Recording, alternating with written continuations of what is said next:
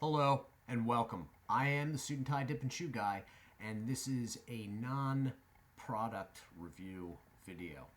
All right, this is going to be part of Hand Back the Pack series, where I go over tobacco alternatives that one could use to stop or take the place of smoking manufactured cigarettes. All of them, I believe, are safer, not safe, safer than manufactured cigarettes at varying levels. As I've said before, the snus is the safest way to go.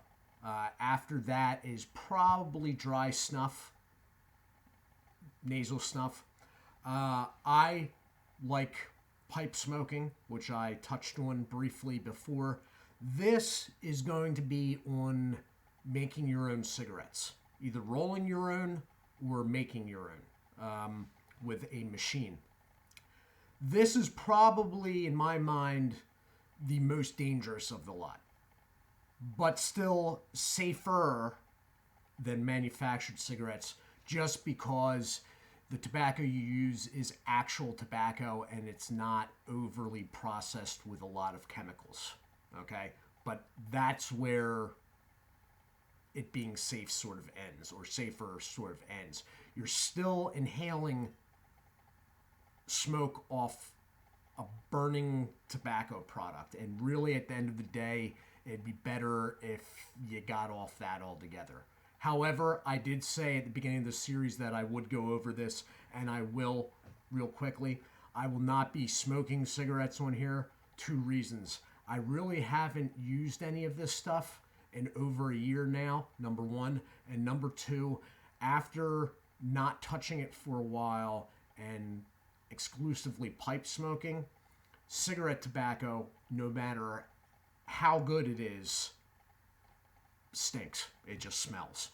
It makes your hands smell. You don't even get that with a pipe because your hands removed from the actual product burning down. Anyway, so there's 2 ways to go making your own cigarettes. You can roll them, RYO it's usually called, which you can go by hand with a rolling paper, which I did for years in the late 90s, early 2000s.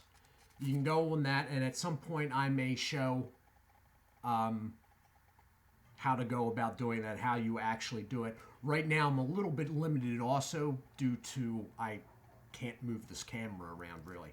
So you can roll by hand, okay? Or you can get a hand roller, which is one of these things. You get this filled with tobacco in there, okay? Then there is a upside down J in the side there. You're going to move the roller up into the upper position, and the tobacco will be between those, and then you roll these, and it's not going to work for me because I don't have anything in there. You roll them in the same direction, usually away from you, okay? It's important to roll the tobacco before you put the paper in. You got to give it one full rotation. It forms the tobacco in there. So if you've used one of these before and you're having problems, that's because when you fill that trench there with tobacco, don't put the paper in and then move the roller up, okay? You move the roller up and you give one full rotation to the tobacco by itself first, okay? Then you bring the roller back down. You stick the paper in this back side over here, okay, behind the rolled tobacco, and then you close it up again. Once you have the paper in there and pinched, lick the paper and then do another full rotation until the paper goes all the way around. Okay? The tobacco will be better formed. Don't start packing it in there. All right? You're going to get a tight draw, and you're not going to be happy with the finished result. All right? So you can either roll by hand, which I used to do, or you can use one of these. These are more appealing visually. It's a better looking finished product. And no matter how good you are at hand rolling, You get a better finished product one of these, and it also makes a clearer end on both ends of the cigarette. Mind you, although they do make filters that you can slide in to one of the ends before you roll this, it just adds more complication to an already sort of complicated practice. And there's an easy way to go. If you're gonna, if you need a filter, and I there's certain cigarette tobaccos I liked unfiltered, and there were others that I like filtered. If you were going to go the filtered route, then what you want to do is you want to get one of these. I'm sure 99% of you have heard of this. It's Top-O-Matic. It's a cigarette maker. It is a manual version. It retails somewhere between $45 and $55. Okay? That said, if everything in America was manufactured like this thing was, we'd still have control of the world's manufacturing. Okay? The thing is made, it's an achievement in engineering by itself. I still sometimes take the back off this just to look inside.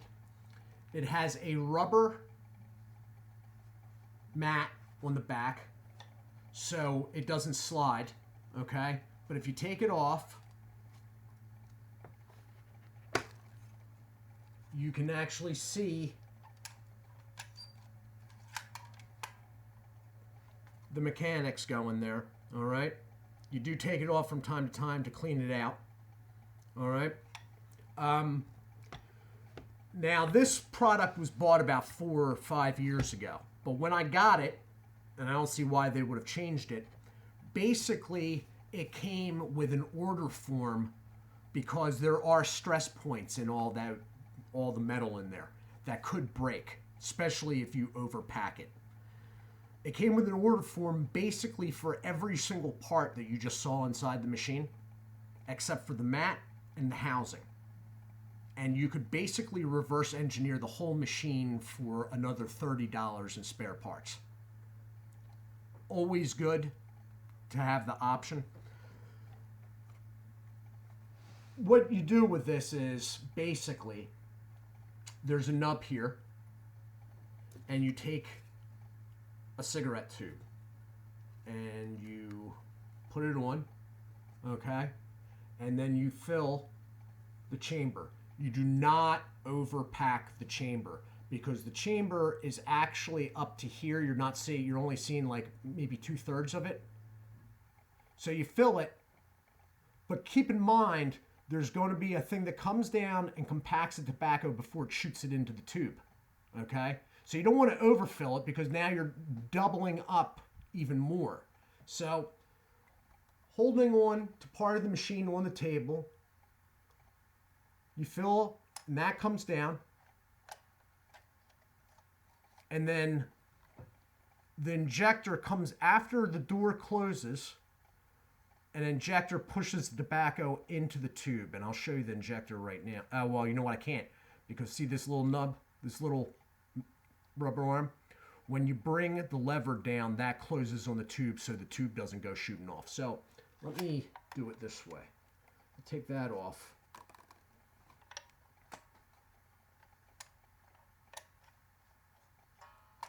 Do you see that coming out there?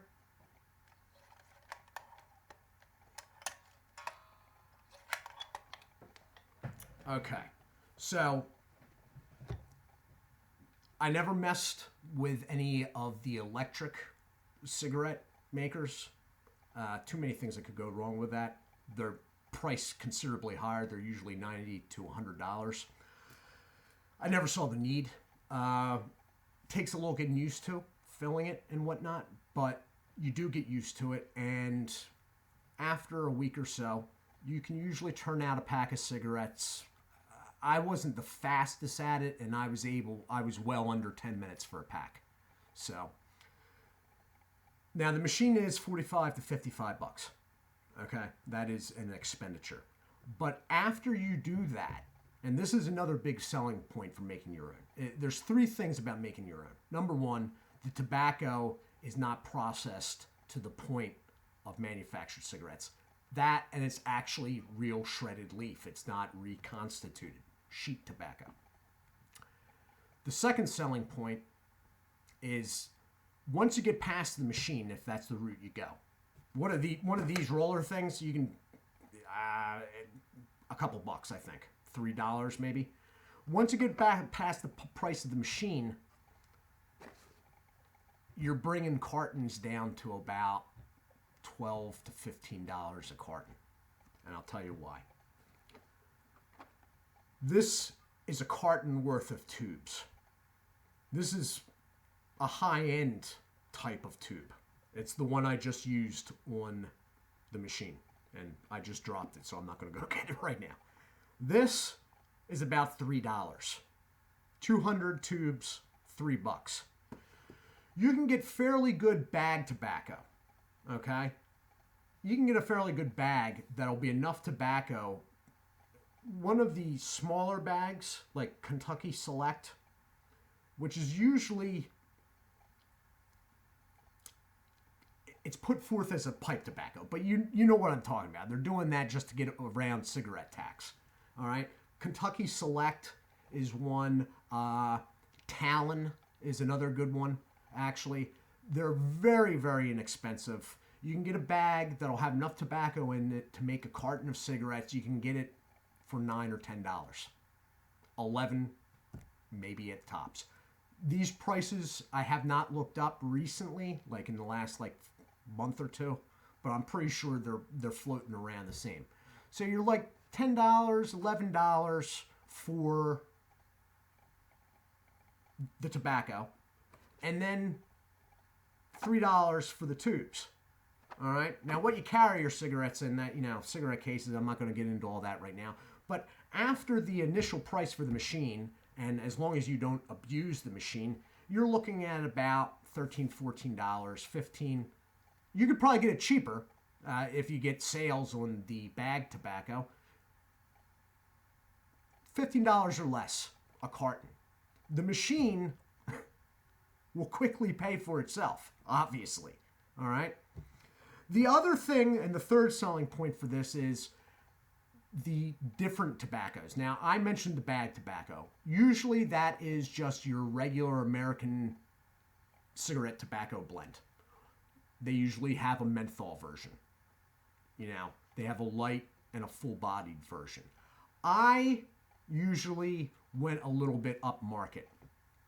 One of the ones I used, and this was actually cut for the machines, was, this is two-timer. This is double toasted all burley. It is very reminiscent of old school, like back in the day, Lucky Strikes, okay? This is by Daughters and Rhine, or I guess technically it's Two Daughters and Rhine. This would retail $7 to $8 maybe, and you'd only be able to make about 5 packs out of it. Okay, so it was a little more expensive. They had bigger containers. They sell it in bags too, but the bags are about 28 altogether. All right, and they're big. They're like over a pound, I believe. At least a pound. All right. Daughters and Rhine has, I believe, upwards, getting close to 30 blends now. All kinds of stuff. All right. They even have a winter green. Mind you, not a menthol, a winter green. My personal favorite was Eric Stokkebeye. All right. I actually favor the Turkish, but this is a can of the Norwegian. All right. These can get a little pricey. They're about $30. This is shag tobacco. This is actually made for hand rolling or this. But if the moisture level is brought down a little bit, you take some and lay it on top of your machine and wait a few minutes. Moisture levels will come down enough where you can actually use it in a machine. I used to put this in, actually, these are the white papered ones. I used to put it in the natural papered version of them. Okay? This comes in 5 types. There's an Amsterdam, which is very, it's like drum. It's like a Dutch dark fire, dark black tobacco. Ballyshack would have been another type before they pulled it off the U.S. market. They have the Norwegian, which is an American-style blend. There's a Turkish, which is very Turkish. And we're not talking Camel. We're talking like the real deal. And there's a couple others, which there's a London blend, which is all Virginia. Pretty heavy, strong smoke. But this is the thing. You have all sorts of ways you can go with this. And it's cheap.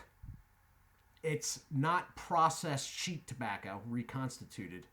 And you put a little thought into it. Like, it's not, it takes cigarettes, it makes you think about it, what you're doing, what you're ingesting. You know what I mean? To me, manufactured cigarette smoking, it's sort of a mindless, people don't even realize they're doing it half the time. This brings a level of thought into it, and you get to control what you're inhaling, basically. And the more control you have of what you're putting in your body, in my mind, is better. You're better for it. As I said, this was my stuff for years after I stopped manufactured cigarettes. This stuff is all right. The variety they have is just mind-blowing. They even have cigarette blends. Now, this stuff is all manufactured and put out as a pipe tobacco, but it's not. So this stuff, they even though have blends that you would normally find only in pipe tobaccos. Like they have Latakia cigarette blends. It's, Anyway, guys, this was a quick overview because I hadn't put anything in on the Hand Back the Pack series.